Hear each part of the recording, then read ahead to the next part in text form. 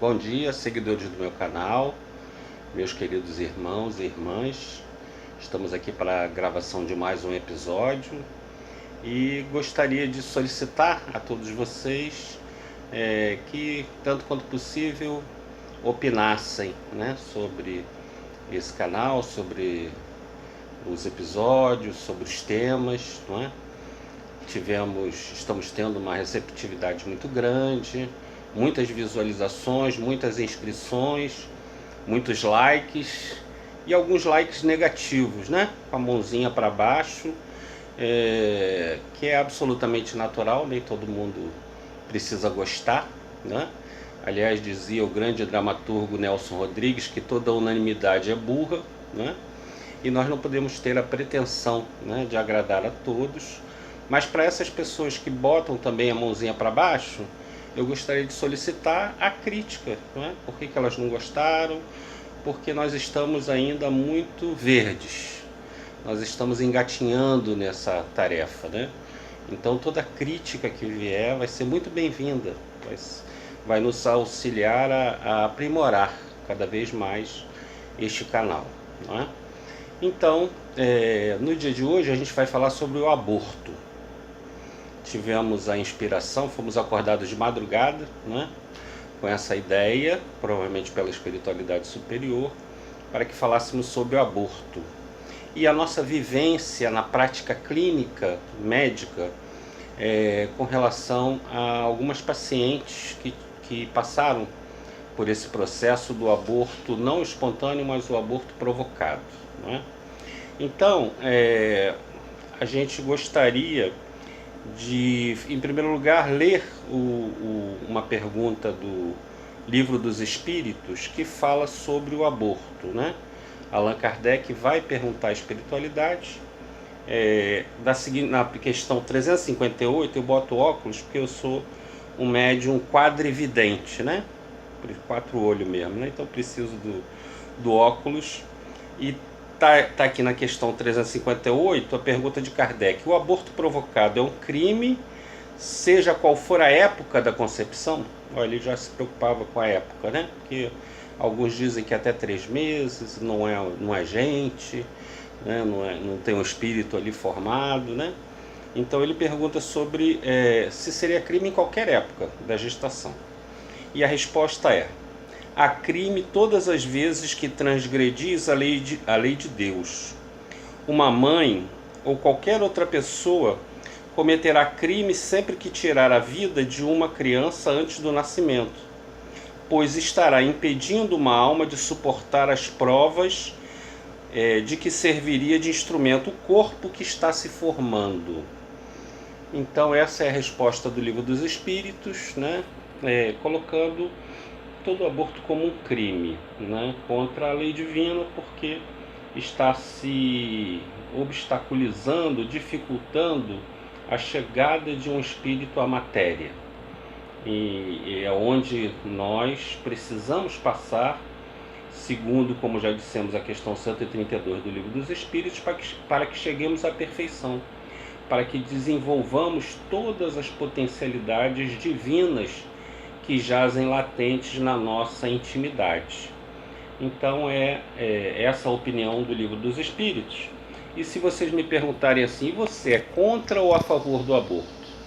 Eu me lembro de uma resposta lapidar de Madre Teresa de Calcutá, quando ela foi convidada a integrar uma passeata contra a guerra.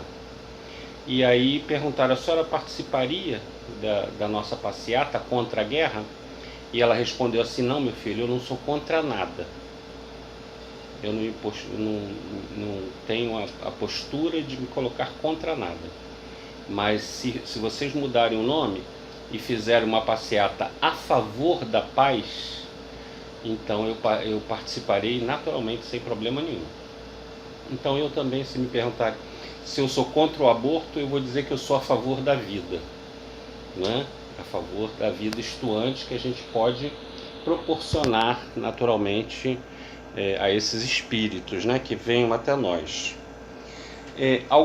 Apesar de algumas teorias dizerem que a mulher tem direito sobre o seu corpo, né? E que ela pode até os 3 meses cometer praticar o aborto, né? Naturalmente a gente raciocinando friamente vai entender que nenhuma mulher gostaria de praticar o aborto, porque naturalmente todas as leis de Deus estão na nossa consciência. Então ela sabe que está infringindo uma das leis divinas, né? Que é a lei da vida, que é a possibilidade de dar vida a alguém. Assim como ela também teve o seu paizinho e a sua mãezinha trazendo ela para a reencarnação, né? Para a matéria, naturalmente, à medida em que ela não permite que isso aconteça, ela consciencialmente ela sabe que não está agindo de conformidade com essa lei divina que está inscrita na sua consciência. Então nós não precisamos, ninguém precisa condenar uma pessoa que fez o aborto, porque ela mesma se condena. Nós temos até uma síndrome psicológica pós-aborto, é a chamada SPA, síndrome pós-aborto, que tem as seguintes características que acometem muitas mulheres que cometeram um aborto provocado: forte sentimento de culpa e tristeza, flashbacks relativos ao ato do aborto, naturalmente, pesadelos, reações relativas à data de aniversário do aborto, olha que interessante, ou a data prevista do nascimento da criança, tendências suicidas, dificuldade no contato com crianças, abuso de álcool ou drogas, dificuldade de concentração ou ansiedade, síndrome do pânico e depressão. Então todos esses sintomas fazem parte dessa síndrome pós-aborto. Então vejam, ninguém precisa condenar, ninguém precisa colocar o dedo na ferida dessas mulheres, porque elas naturalmente já vão sentir a repercussão dessa atitude. Mas nós não podemos julgar ninguém, não temos o direito de julgar ninguém, né? Então eu vou contar 3 casinhos rápidos que eu tive na minha prática clínica com relação ao aborto.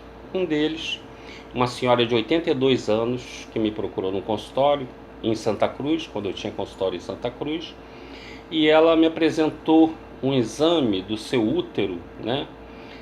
Uma ultrassonografia que demonstrava que ela estava com câncer já um pouco avançado na região uterina.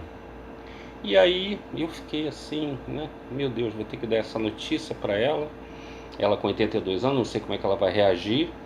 Aí ela disse assim: doutor, é câncer, né? Eu sei que é câncer, mas também com 17 abortos que eu fiz. Eu falei, 17 abortos? Eu usava praticamente o aborto como um método contraceptivo. E sabe como é que é, né, doutor? Eu tenho 82 anos, então a gente tem que ir embora de alguma maneira. Eu achei tão pitoresco, né, a forma como ela estava encarando a situação, né, e relacionando naturalmente o câncer aos processos abortivos que ela tinha feito ao longo da vida, né? Então me impactou assim a tranquilidade. Eu tava mais nervoso do que ela, né? Então ela disse: eu tenho que ir embora de alguma maneira, então eu acho que eu vou desse câncer.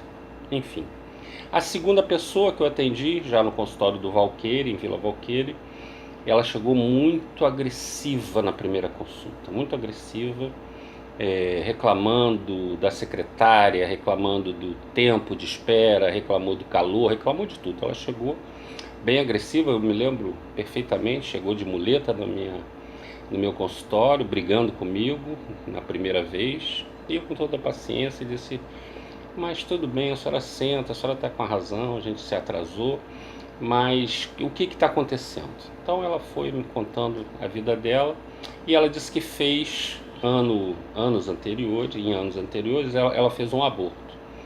E nesse aborto, feito nessas clínicas clandestinas, né, disseram que na verdade eram gêmeos. Então ela fez um aborto de gêmeos. Passaram-se alguns anos, ela engravidou novamente. Imaginem, vieram gêmeos.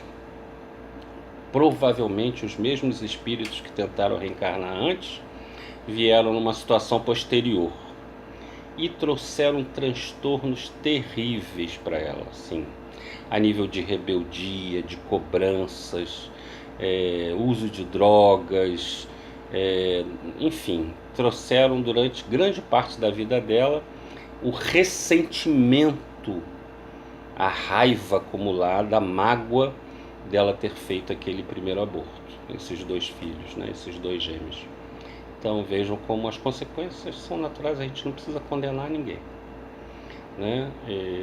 A própria pessoa tem que buscar se restabelecer, em especial buscando desenvolver esse sentimento materno para com todas as outras pessoas, como aconselhou Cristo para Maria de Magdala, né? Quando ela, deprimida, foi procurá-lo, e ele diz assim: você tem que ser mãe de todos. Procure através da maternidade trocar a dor que lhe aguarda pelas escolhas equivocadas que ela teve na época, né? Ela era uma cortesã, então procure agora ser mãe de todas as pessoas, e ela acaba sendo mãe de um grupo de leprosos, enfim, nós conhecemos bem a história dela, e ela acaba desencarnando também de lepra e se redimindo perante a consciência e a lei divina. E o terceiro caso foi muito também interessante, muito pitoresco, porque eu atendi uma pessoa que depois de um tempo, eu atendi as filhas, ela tinha 2 filhas na época, e eu atendi as filhas dela, mas um dia ela foi se consultar comigo e ficou muito triste, chorou muito na consulta, porque ela já era espírita e ela ficou sabendo exatamente dessa pergunta, né? Que era um crime que ela tinha cometido, um aborto que ela fez quando ela era muito jovem e se envolveu com uma pessoa que tinha vícios, né? Muito assim, negativos, vícios em drogas e tal. E quando ela engravidou dessa pessoa, ela viu que ela não poderia dar sequência àquela gravidez, ela acabou interrompendo. Anos depois, ela continuava com essa síndrome, né? Com aquela culpa, com aquela tristeza de ter cometido aquele desatino. Então foi assim que ela chegou no meu consultório, chorou, eu deixei ela chorar, desabafar bastante, e depois eu perguntei assim para ela: mas vem cá, minha amiga, você não tem 2 filhas? E ela falou assim: tenho, o senhor trata delas e tal. Então, vamos por um outro caminho. Perante a contabilidade divina, você está 2-1. O seu placar é 2-1. Porque você impediu que uma criança viesse, mas você já trouxe essas 2. Você é uma mãe extremosa, carinhosa, preocupada, que se dedica integralmente a essas 2 filhas, né? Então veja, Deus é pai, Ele entende. Naquele momento que você tomou essa decisão, eu não estou aqui fazendo nenhuma propaganda do aborto, né? Mas é a postura que a gente tem que ter perante a pessoa que sofre, né? Ao invés de botar o dedo na ferida, né, e complicar mais a situação dela, nós, tanto quanto possível, teremos que amenizar aquela dor. Como eu falei, temos que ser irmãos sirineus dos nossos semelhantes, né? Então, na hora, o que me veio de intuição era isso: você está 2-1 na contabilidade divina, você está cuidando de 2 filhos que não são nossos, né? Os filhos são de Deus, que Ele nos entrega temporariamente para que nós possamos encaminhar nessa reencarnação, dando bons exemplos, dando bons cuidados, carinho, solicitude, né? Você está 2-1. E aí ela saiu tão tranquila do consultório, tão feliz.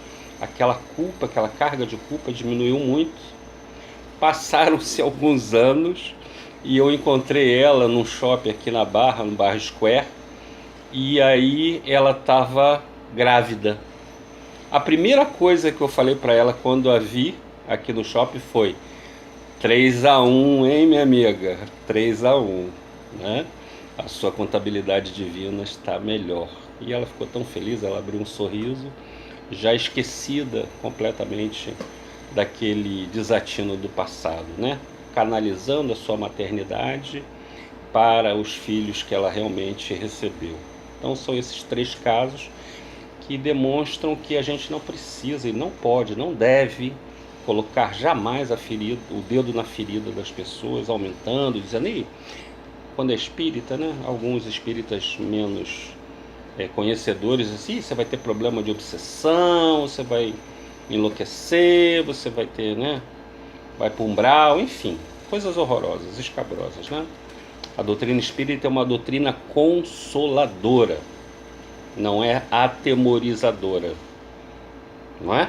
Não é para a gente ficar colocando o dedo na ferida de ninguém. Então era isso que eu queria falar sobre o aborto, né? Que apesar do Livro dos Espíritos dizer que é um crime, nós temos atenuantes e agravantes em todas as nossas decisões. E tudo é levado em consideração. Deus não quer a morte do pecador, mas a sua redenção, a sua restauração e a sua reforma íntima, não é? A sua mudança de valores. É isso que Deus espera de cada um de nós. Vamos encerrar, como sempre, com o nosso querido Gonzaguinha. E hoje eu vou ler a letra inteira, porque tem tanto a ver com tudo isso que a gente está falando, né? E eu vou pedir a permissão do espírito do Gonzaguinha, que eu vou fazer uma pequena modificação na letra dele por causa do aborto. Eu tenho certeza que ele vai me desculpar. É só uma palavrinha que eu vou trocar na letra dessa música, que para mim é uma das músicas mais bonitas e mais assim estimuladoras do Gonzaguinha, que é o Semente do Amanhã. Então a primeira parte, a primeira frase é assim: ontem um menino que eu brincava me falou. Ontem um menino que eu brincava me falou. E eu vou trocar a palavra brincava por gestava, em homenagem às grávidas. Se você está grávida, pensando em fazer um aborto, pensa nessa letra. Ontem um menino que eu gestava me falou que hoje é semente do amanhã. Para não ter medo que esse tempo vai passar. Não se desespere, nem pare de sonhar. Nunca se entregue, nasça sempre com as manhãs. Deixa a luz brilhar no céu do seu olhar. Fé na vida, fé no homem, fé no que virá. Nós podemos tudo, nós podemos mais. Vamos lá fazer o que será. É linda, né? É maravilhosa. Muito obrigado pela sua atenção. Deixem as suas críticas e outra, deixem sugestões de temas ou dúvidas que vocês possuam eventualmente. Muita paz, muito obrigado e namastê.